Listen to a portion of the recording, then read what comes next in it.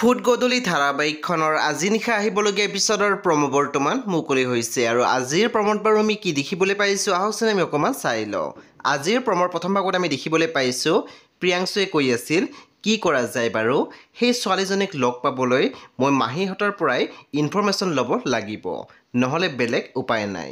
তাৰপিছত আমি প্ৰমোত দেখিবলৈ পাইছোঁ প্ৰিয়াংশুৱে পলীক লগ পাই কৈ আছিল মই তোমাকে বিচাৰি আছিলোঁ। তেতিয়া পলীয়ে মাত দিছে হা?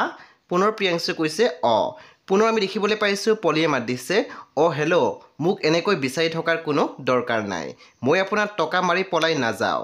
তাৰপিছত আমি প্ৰমোত দেখিবলৈ পাইছোঁ অনুৱে প্ৰিয়াংশুক কৈ আছিল তুমি নিজৰ ইচ্ছামতে সকলোবোৰ কৰিব পৰা হৈছাই যেতিয়া যোৱা কৰা, আৰু নিজকে যদি ভুল বুলি ভাবিছা তেন্তে মোক চৰি কোৱাৰ কোনো প্ৰয়োজন নাই।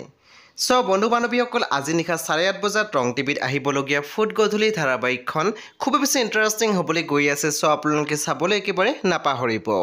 পৰৱৰ্তী আপডেটৰ বাবে আপোনালোকে আমাৰ চেনেলটো ছাবস্ক্ৰাইব কৰি কাষত থকা বেল আইকনো টিপি দিবলৈ নাপাহৰিব।